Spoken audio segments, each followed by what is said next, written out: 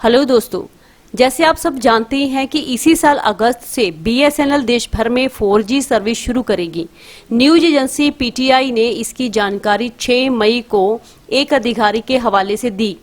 Agency के अनुसार BSNL की ये सर्विस पूरी तरह से स्वदेशी टेक्नोलॉजी पर बेस्ड होगी। बीएसएनएल ने 15 दिन में 15 लाख ग्राहक जोड़े हैं। 8 साल में 7 करोड़ गंवा चुका था बीएसएनएल। इस स्वदेशी टेक्नोलॉजी को IT company Tata consultancy services और टेलीकॉम रिसर्च ऑर्गेनाइजेशन C.DOT की पार्टनरशिप ने मिलकर डेवलप किया है। इसका इस्तेमाल करके बीएसएनएल ने पंजाब में 4G सर्विसेज शुरू कर दी है और करीब 8 लाख कस्टमर्स को अपने साथ जोड़ भी लिया है। पीटीआई के अनुसार बीएसएनएल अधिकारियों ने 4G नेटवर्क पर 40 से 45 मेगाबिट प्रति सेकंड की मैक्सिमम स्पीड का दावा किया है, जिसे पायलट फेज के दौरान 700 मेगाहर्ट्ज के प्रीमियम स्पेक्ट्रम बैंड के साथ साथ 2100 मेगाहर्ट्ज बैंड में भी लॉन्च किया गया है।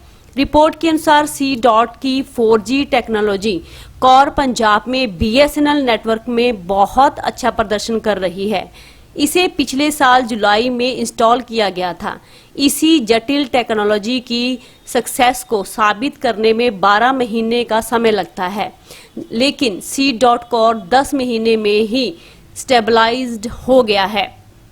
कोर नेटवर्क एक ऐसा ग्रुप है जिसमें टेलीकॉम सर्विसेज से जुड़े नेटवर्क हार्डवेयर, डिवाइस और सॉफ्टवेयर शामिल हैं। ये ग्रुप टेलीकॉम नेटवर्क में फंडामेंटल सर्विसेज जैसे aggregation, call control, switching, authentication, charging और गेटवे फंक्शनैलिटी आदि में मदद करता है।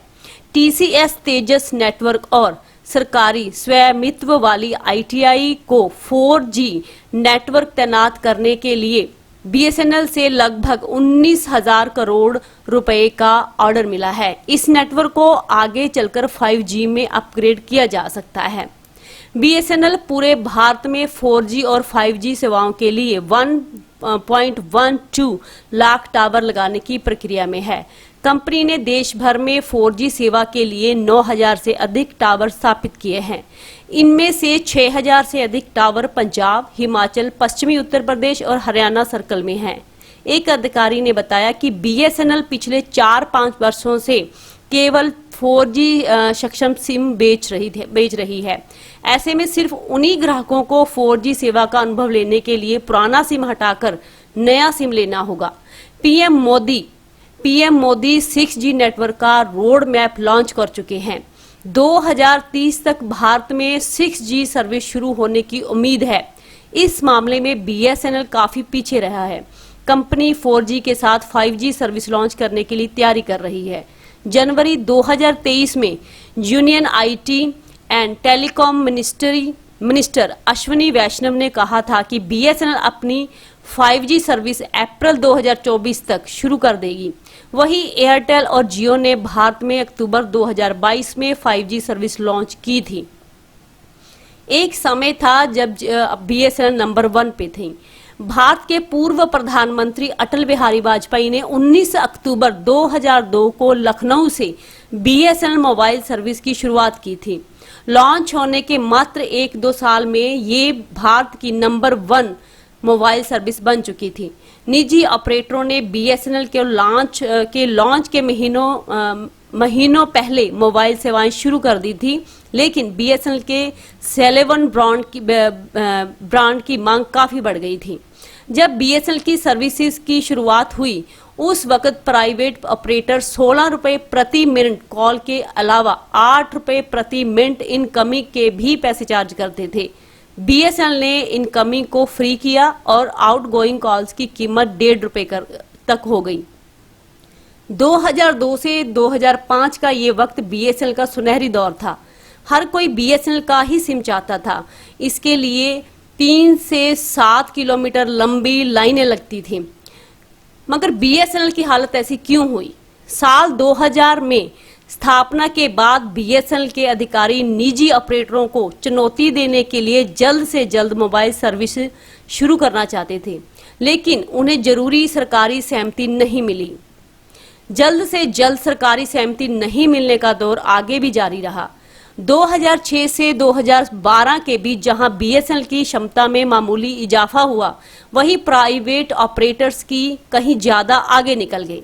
लोगों ने नेटवर्क कंजक्शन और अन्य समस्याओं के कारण बीएसएनएल छोड़ प्राइवेट कंपनियों की ओर रुख कर लिया।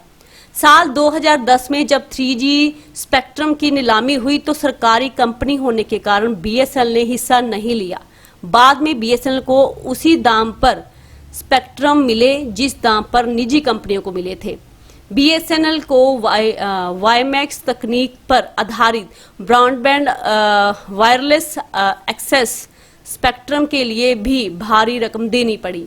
इसका सीधा असर बीएसएनएल की आर्थिक स्थिति पर पड़ा। देश में मोबाइल क्रांति और पकड़ने के साथ ही लैंडलाइन कनेक्शन में तेजी से गिरावट हुई। 2006 से लेकर 2007 में बीएसएनएल के 3.8 करोड़ लैंडलाइन ग्राहक थे, जो कि 2014 से और 15 के बीच में घटकर 1.6 करोड़ रह गए। 4G स्पेक्ट्रम की नीलामी हुई तब भी बीएसएनएल को बाहर रखा गया। इस देरी के कारण जहां प्राइवेट कंपनियां देश में 5G रोल आउट कर चुकी हैं, वहीं बीएसएनएल 4G पर ही अटकर रह गई है।